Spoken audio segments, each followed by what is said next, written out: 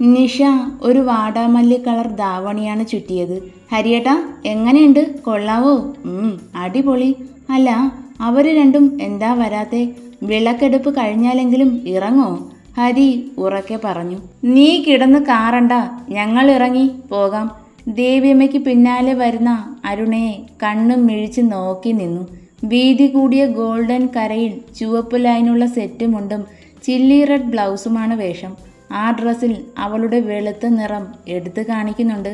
കയ്യിൽ ബ്ലൗസിൻ്റെ നിറത്തിലുള്ള കുപ്പിവള, കഴുത്തിൽ വീതി കൂടിയ നെക്ലസ്, മുടി നിറയെ മുല്ലപ്പൂ. അയ്യോ, ഇന്ന് ഉത്സവ പറമ്പിലെ ചെക്കന്മാരെല്ലാം എൻ്റെ അരുണേച്ചിയുടെ പിന്നാലെ ആയിരിക്കും. ഹരി പെട്ടെന്ന് നോട്ടം മാറ്റി നിഷയെ കൂർപ്പിച്ച് നോക്കി. ആണോ നിഷ? അത്രയ്ക്ക് സുന്ദരിയായിട്ടുണ്ടോ? ഷോ, എനിക്ക് വയ്യ. എന്തായാലും ഉത്സവമല്ലേ, കാണാൻ കൊള്ളാവുന്ന ചെക്കന്മാർ കാണും. ഒന്നിനെ കറക്കിയെടുക്കണം, എന്നിട്ട് കല്യാണം കഴിച്ച് സെറ്റിലാവണം. അവൻ അവളെ ദേഷ്യത്തിൽ നോക്കുന്നുണ്ട്. എത്രയെന്ന് വെച്ചാ ഓരോരുത്തരെ പോലെ ഒറ്റാൻ തടിയായിട്ട് ജീവിക്കുന്നത്? പെട്ടെന്ന് കല്യാണം, ഉടനെ മക്കൾ. സൂപ്പറായിരിക്കും അല്ലേ ആൻറ്റി? ദേവിയമ്മ മകൻ്റെ മുഖത്തെ മാറി വരുന്ന ഭാവങ്ങൾ കണ്ട് ചിരിയോടെ തലയാട്ടി. ദൈവമേ, ഈ കൊച്ച് എൻ്റെ മോനെ കല്യാണം വരെ കാക്കാൻ സമ്മതിക്കില്ലേ? അതിനു മുന്നേ വാ മക്കളെ, പോകാം. വായി നോക്കി നിൽക്കാതെ കാർ എടുക്ക് ചെക്ക.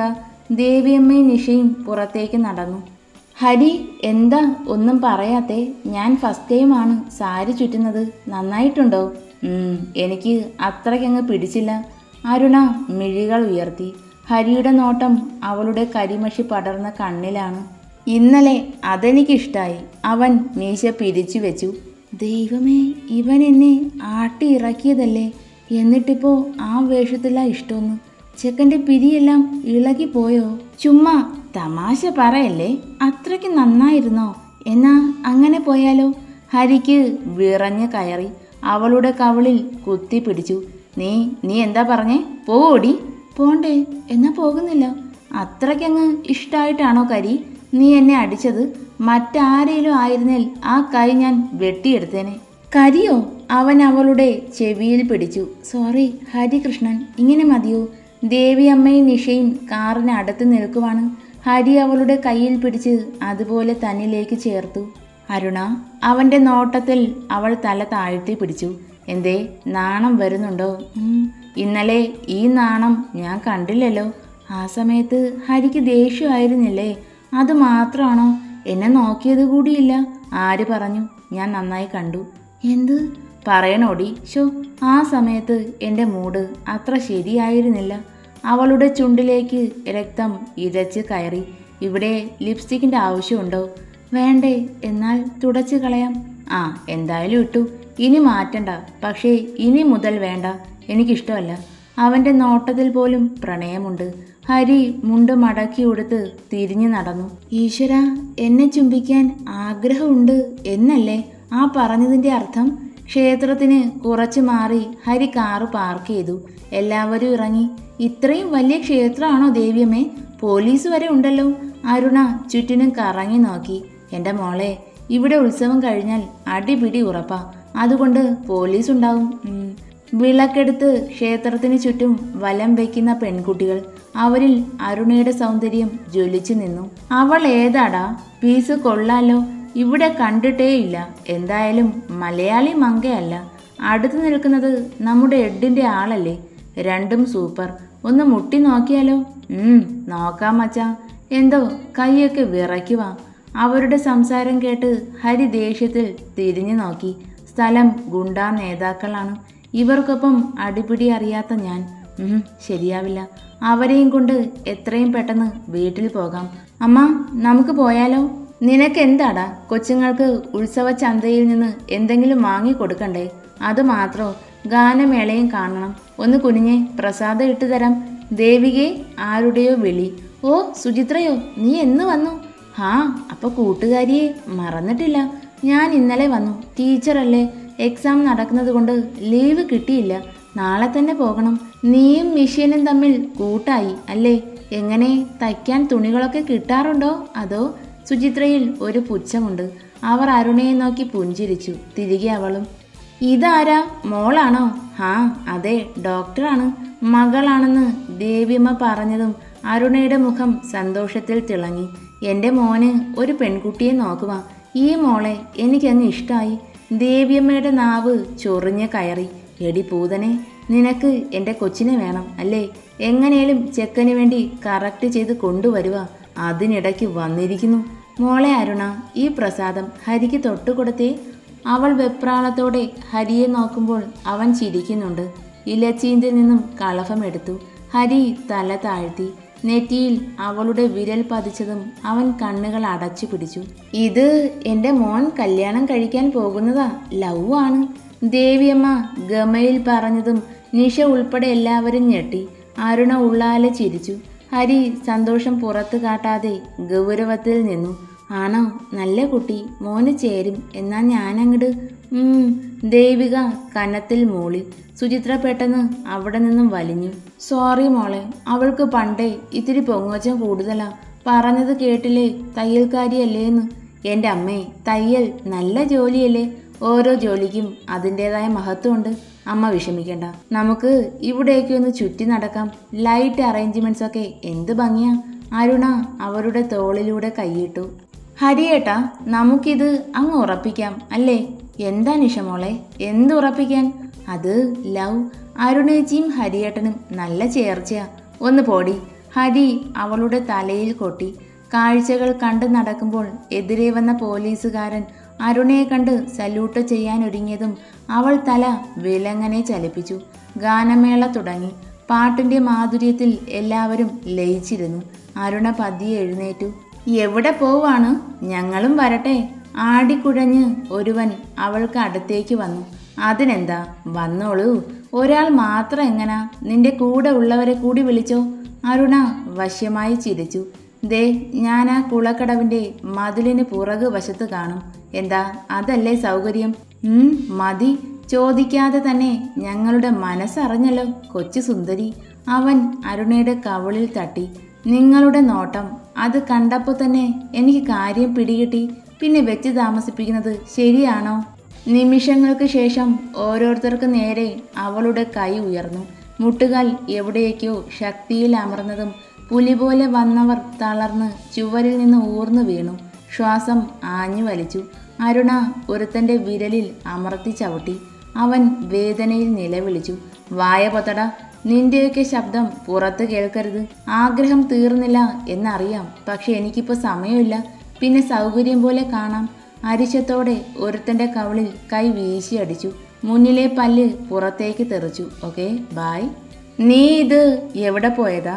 ഹരി ദേഷ്യത്തിൽ ശബ്ദമുയർത്തി. അത് ടോയ്ലറ്റ്. എന്നിട്ട് ടോയ്ലറ്റ് കണ്ടോ? കണ്ടില്ല ഹരി, ഒരുപാട് നേരമായി നോക്കുക.